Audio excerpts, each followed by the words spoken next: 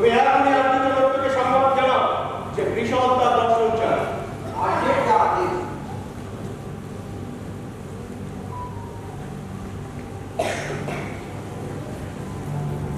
কৃষক আমার দর্শন চায়। বিনা কারণে তো প্রভুরা তাকে ডেকে পাঠান না। তোমার তো রাক্ষস কি আমার আর বিষয়ের মধ্যে ভেদ সৃষ্টি করতে চাইছে?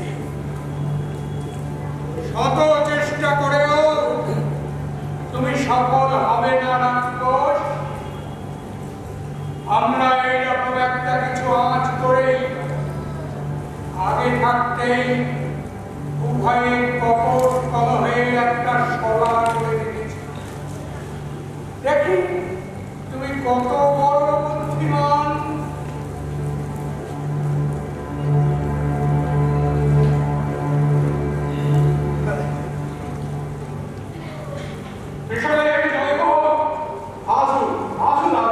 আমি আপনার জন্যই অপেক্ষা করছিলাম। আমাকে হঠাৎ থেকে পাঠিয়েছে না। আর্য, চন্দ্রগুপ্ত আপনাকে প্রণাম করছে।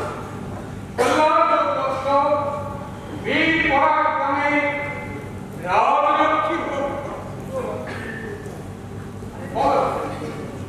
আমাকে সংবাদ পাঠিয়েছে। আগে আপনার দর্শন লাভে নিজেকে ধন্য করতে চান। সৌজন্যের কথা থাক, আসল কারণটা হল আর্য, কৌমুদী মহোৎসব নিষেধের ফল কি আমরা ভেবেছে? তাহলে তিরস্কারের জন্যই আমাকে ডেকে পাঠিয়েছ? ওসব পাপের কথা থাক, আসলে শাস্ত্রত আবেদন জানাবো বলেই আপনাকে ডেকেছি। শোনো, নীতিশাস্ত্রে 3 প্রকার সিদ্ধির কথা বলা আছে। প্রথমত রাজা, অর্থাৎ রাজা নিজেই যেখানে শাসন কার্য পরিচালনা করেন। দ্বিতীয় সচিবালয়, যেখানে মন্ত্রী শাসন কার্যের সব দেখাশোনা। তৃতীয় হচ্ছে উভয়, অর্থাৎ রাজা এবং মন্ত্রী উভয়ের পরামর্শ করে শাসন কার্য চালান। তা তোমার রাজত্ব তো সচিবালয়, দায়িত্ব যখন আমার, তখন যা করার আমি করবো। রাজা তুমি নিজে চলো, সচিব পথে চলো না। রাজা তুমি নিজে চলো, সচিব পথে হও না। রাজা তো শিখরা না, সচিব পথে হও না। রাজা তো শিখরা না, সচিব পথে হও না। রাজা তুমি নিজে চলো, সচিব পথে চলো না। রাজা তুমি কুমুদী প্রকার যখন সরোবর জুড়ে, রাজা কেন রাহুকে বলে? কুমুদী প্রকার যখন সরোবর জুড়ে, রাজা কেন রাহুকে বলে? রাহু গাছ থেকে বেরিয়ে এসো, রাজ্যকে যায় রসাতলে। রাহু গাছ থেকে বেরিয়ে এসো, রাজ্যকে যায় রসাতলে। বুঝতে কি তুমি পারো না? ও রাজা, বুঝতে কি তুমি পারো না? রাজা তুমি নিজে চলো, সচিব পথে থেকো না। রাজা তুমি।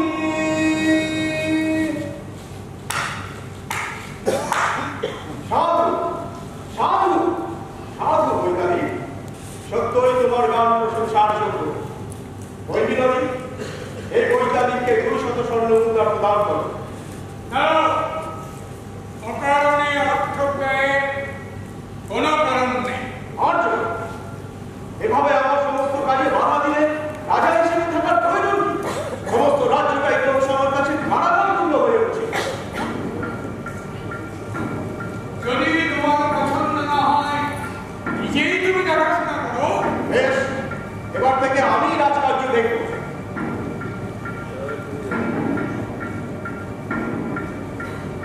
শোন,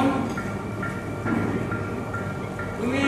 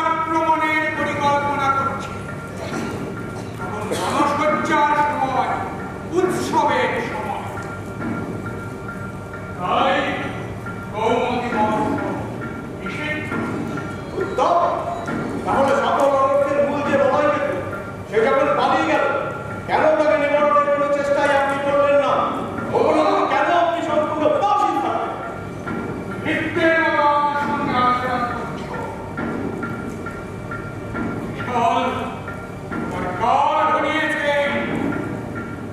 তুমি আমার সেই নন্দবংশ ধ্বংসের পর যে ক্রোধ প্রশমিত হয়েছিল তাকে আবার পুনর্বার প্রজ্বলিত করতে।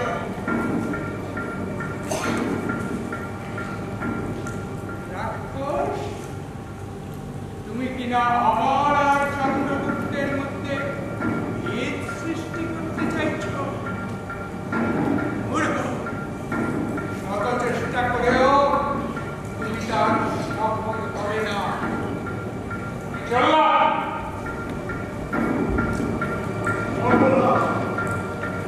আর যদি সত্যি সত্যি ক্রুদ্ধ হলেন না, সর্বনাশ। কে আছো?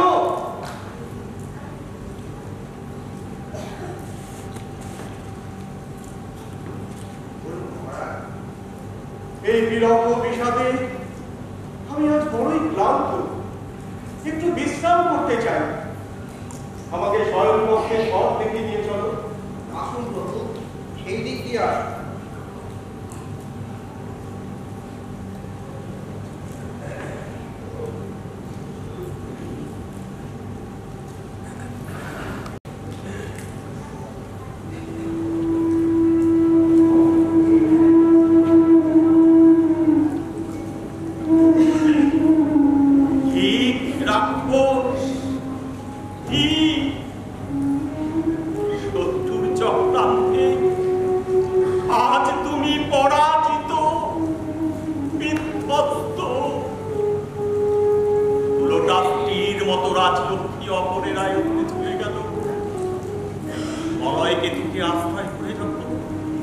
শত্রুবধের পরিকল্পনা করছিলাম, তখনই খুঁট চাণক্যের চাল বুঝতে না পেরে অকারণে মলয়কেতুদের কাছে সন্দেহভাজন হয়ে উঠলাম। একটা জাল পত্র আমাকে সকলের কাছে অবিশ্বাসী করে তুলল। নন্দরাজ্য পুনরুদ্ধারের আশা দূরস্থ। এখন আমি কি করবো? তপবনে যাব? না না না, আমার মনের প্রতিহিংসা যে এখনো নিবারণ হয়নি। তপবনে গিয়েও তো আমি শান্তি পাবো না। তবে কি আত্মহত্যা করব? না, সে তো দুর্ভাবের কাজ। তাহলে কি অস্ত্র নিয়ে শত্রু সৈন্য মাঝে ঝাঁপিয়ে পড়ব? কিন্তু বন্ধু শহীদ চন্দন দাসের জীবন যে সংকটে।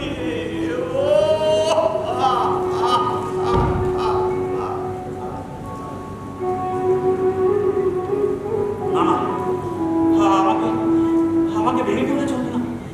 চন্দন দাস আমাকে রক্ষা করত। চন্দন দাস।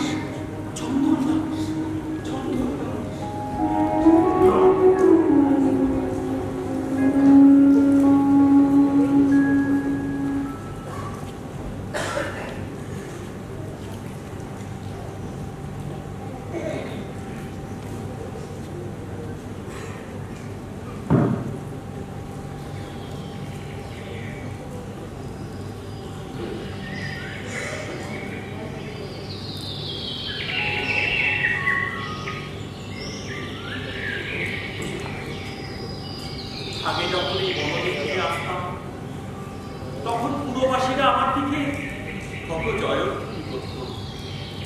আজ হাজি বাগানের কি ছিন্ন অবস্থা!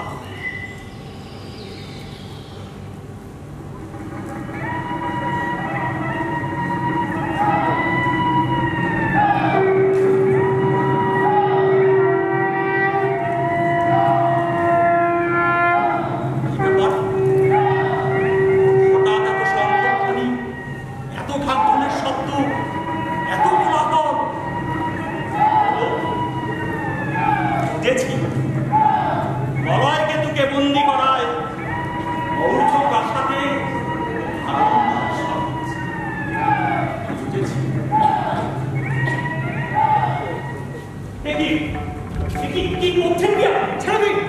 ছেড়ে দিন আমার মরতে দিন। আমার মতো ভাগ্যহীন লিডার বেঁচে থেকে কি লাভ? ওই গাছে গলায় ধরে দিয়ে প্রাণ বিসর্জন দেব। কিসের দুঃখ আপনার যে আত্মহত্যার মতো পাপ কাজ করতে চলেছে? আমার কথা শুনে আপনার কি হবে? শুনতে চান?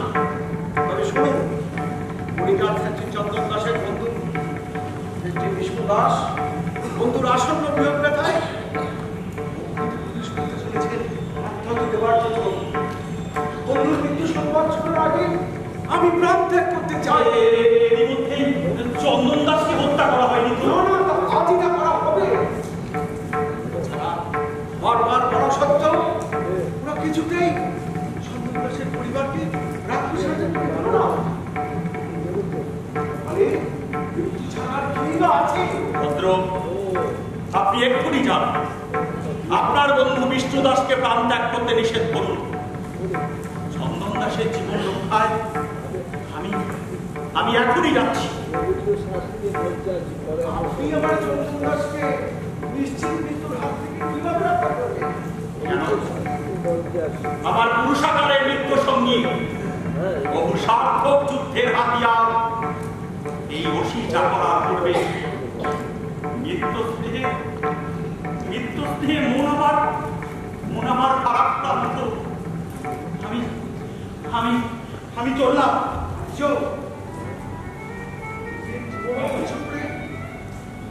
চন্দন দাসের জীবন রক্ষার জন্য আপনার জিজ্ঞাসা করি, আপনি কি চন্দন দাসের পরম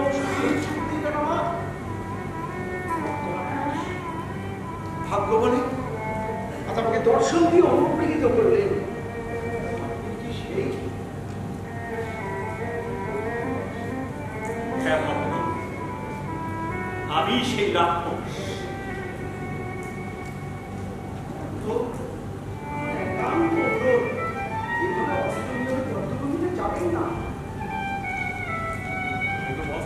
দেখলে তৎক্ষণাৎ ভক্তকে হত্যা করা হবে,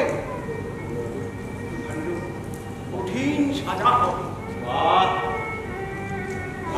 চাণক্য বা কেউ কি তোমার কোনো চাপ? তুমি সম্পূর্ণ নিরস্ত্র রাক্ষসকে বন্দী করতে চাও? উত্তম,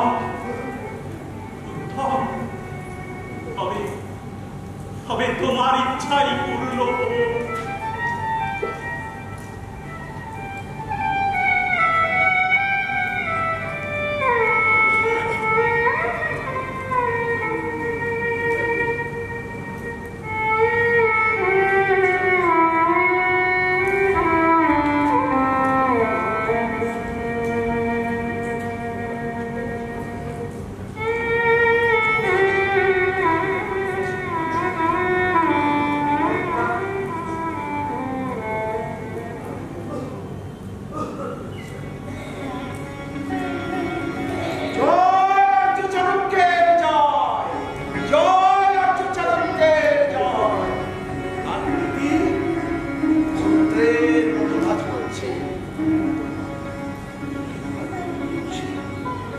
আমার পুরস্কার। যাই আজ চাণক্যকে গিয়ে সব বৃত্তান্ত নিবেদন করি।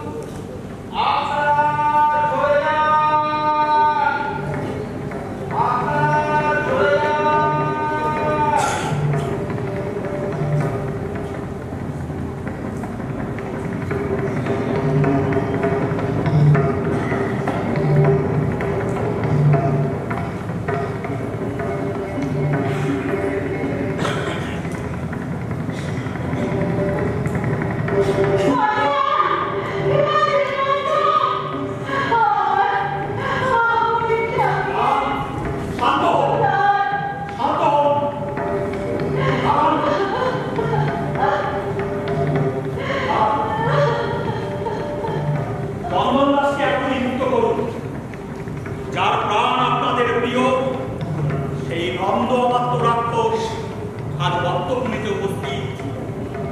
ওই মধ্যের মালা আমায় বলে দেওয়া হোক। অমাত্য আপনি কি করলেন? অমাত্য আমাদের সকলের সমস্ত চেষ্টা ব্যর্থ করে দিলেন।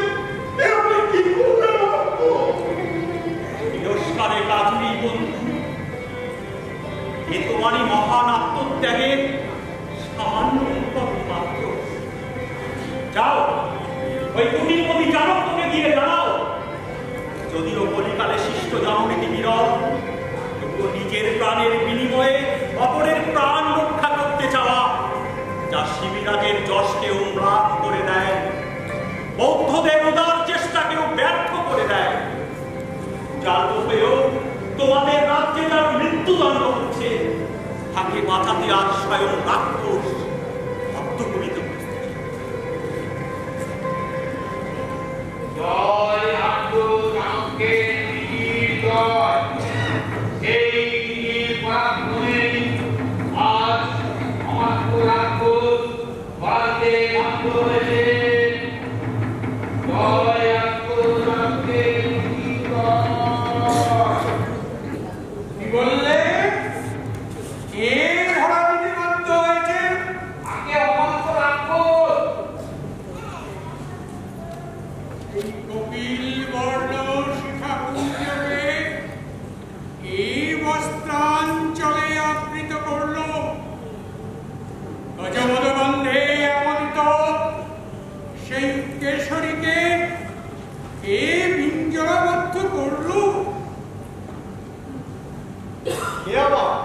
রাজনীতিতে প্রাপ্ত, কূটনীতিতে অভিজ্ঞ আর্য চাণক্য। না না না না না, এমন বলো না। বলো নন্দবংশের দুর্দয়ী বই এসব ঘটিয়েছে। এই যে অমাত্য রাক্ষস, আমি বিষ্ণুগুপ্ত, আপনাকে অভিবাদন করি। অমাত্য এই শব্দটা আমার কাছে জানো এক লজ্জাকর বিশেষণ। না না, আমায় স্পর্শ করবেন না, চণ্ডালের স্পর্শে আমি অপবিত্র হয়ে গেছি। এরা কেউই চণ্ডাল নন অমাত্য, এরা সকলে উচ্চ পদস্থ রাজপুরুষ। আমারই অনুরোধে তারা চণ্ডালের বৃত্তি গ্রহণ করেছে। বেশি আর কি বলবো? হাবুরায়ণ, শকটদাস, জীবসিদ্ধি, চন্দনদাসের এই ক্লেশ, এমনকি ওই জীর্ণ প্রাণীর বৃদ্ধের সঙ্গে আমার দেখা হয়েছিল, এরা সকলেই আমার জ্বর। আমার কথায় তারা এই আচরণ করেছে।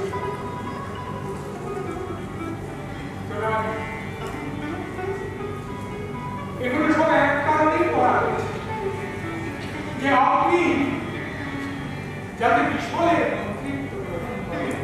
অসম্ভব, আমাকে বন্দী করে এক্ষুনি কারাগারে নিক্ষেপ করা হোক, আর এই মহান প্রাণ সৃষ্টিকে এখনই মুক্ত করা হোক।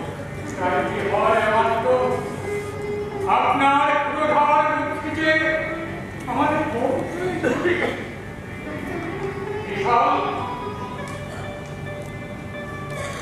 অমাত্য রাক্ষসকে তুমি স্মরণ করো। বিরাট যুদ্ধে রাজ্যের নীতির গুণে যে বিশাল শত্রু সৈন্য বিজিত হয়েছে, কিন্তু আমি বিস্মিত।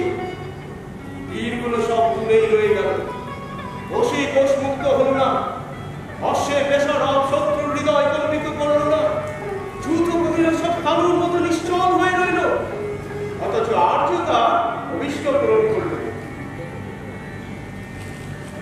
আর্য, চন্দ্রগুপ্ত আপনাকে অভিবাদন করছে।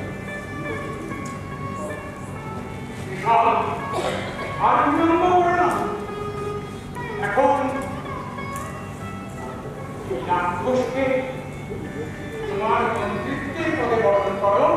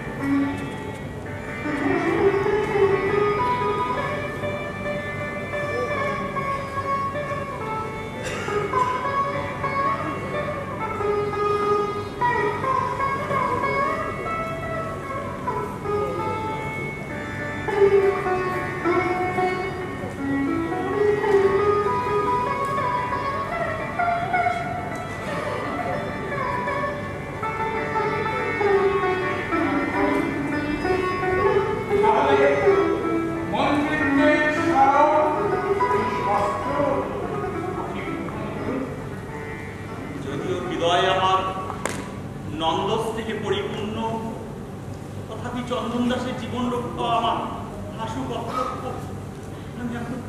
আমি এখন কি করি? আজ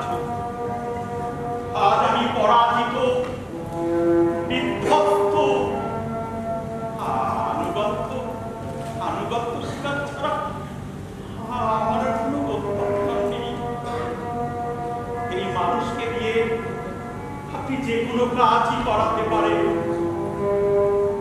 বেশ, আমি এই শস্ত্র গ্রহণ করলাম।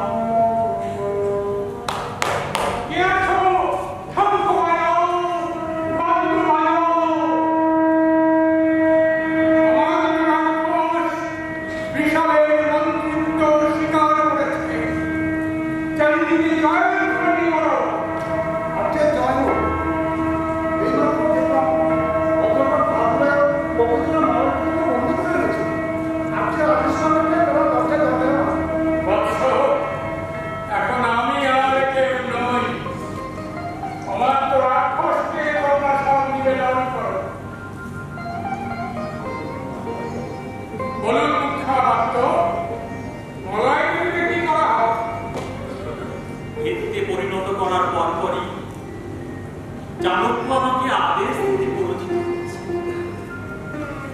মহারাজ চন্দ্রগুপ্ত, আপনার জানা আছে সবাই বিদুষিকা পর্বতেশ্বর আমার বিশেষ বন্ধু ছিলেন, আর আমি কিছুকাল মলয়কে তুলান্তরে বাস করেছি। তাই এই বন্ধুপুত্র মলয়কে প্রান্ত আমাকে জিজ্ঞাসা করার কোনো প্রয়োজন নেই। তোমার রাক্ষস যখন বলেছেন, বিশেষত এটা যখন তার প্রথম অনুরোধ, সুতরাং তার রক্ষা করাই উচিত। ভদ্র, তুমি ভদ্রভাবে করে দিলে বলো, মলয়কে তার পিতৃরাজ্যে প্রতিষ্ঠিত করে যেন এখানে ফিরে আসে।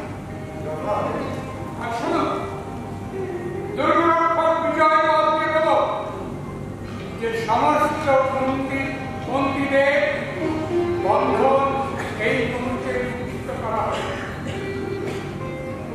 আর শ্রেষ্ঠ চন্দন দাসেরও সমস্ত অভিযোগ মুক্তি করবে। পৃথিবীর সমস্ত শ্রেষ্ঠ পদে তাকে অভিষিক্ত করা হলো।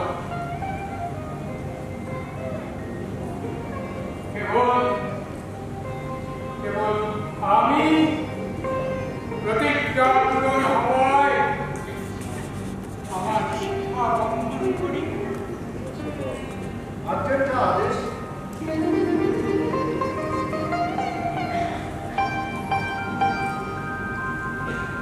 বিশাল হে মুখামাত্র, বলুন আপনাদের আর কোন কাজ করতে হবে? এর পরেও কি আরো কোনো ভালো কাজ বাকি আছে?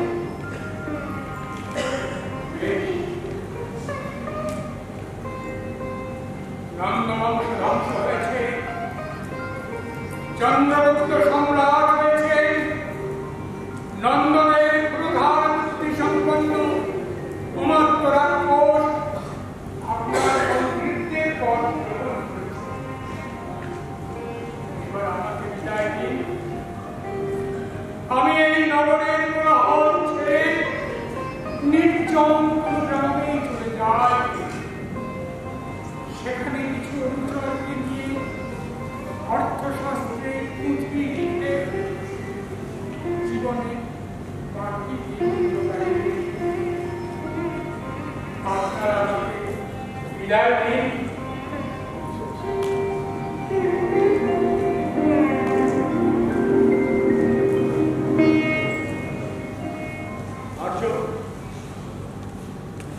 আপনি তাহলে এবার ভরত বাক্য পাঠ করুন।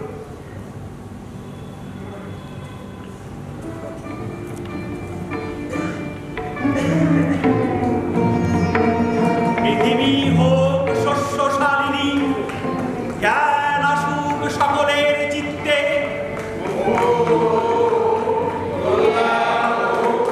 রাজা হন প্রজাবৎস, সকলে থাকুক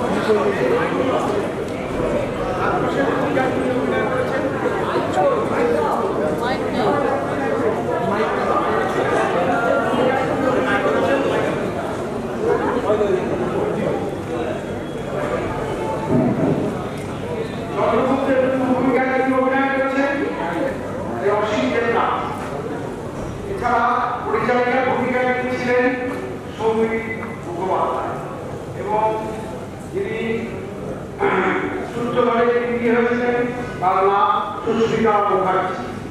এরপরে আমাদের বিপুলকের ভূমিকায় বিরাটপুরের ভূমিকায় ছিলেন তিনি হলেন কাঞ্চন দত্ত। তিনি শিবনৃত্য দর্শন করেছেন আমাদের, তার নাম বিদিতা দত্ত। আর চন্দন দাসের ভূমিকায় যিনি অভিনয় করেছেন তার নাম সুকুমার মুখার্জি। এবং আমাদের সংগঠনের ভূমিকায় যিনি অভিনয় করেছেন তিনি হলেন বাগিরা। আমার আপনাদের এই ভূমিকায় যে গানগুলি তিনি শোনাবেন তিনি হলেন আমাদের সেই রঞ্জিত সাধু। আর যিনি দেহপতি হয়েছে তার নাম চিরন্তন। আর বিপুলকের ভূমিকায় তিনি অভিনয় করেছেন তিনি হলেন মধুসূদন দাস। আর সূত্রধরের ভূমিকায় তিনি অভিনয় করেছেন কীর্তিময় সাহা। এরপর আমাদের পরিচালক, আমাদের উপদেষ্টা, আমাদের প্রধান চালকের ভূমিকা অভিনয় করেছেন ডক্টর সুরেন্দ্র সেনগুপ্ত। এই সিদ্ধান্ত এবং আর অপরটি ভূমিকা অভিনয় করেছেন চিন্ময় ভৌমিক এবং আমি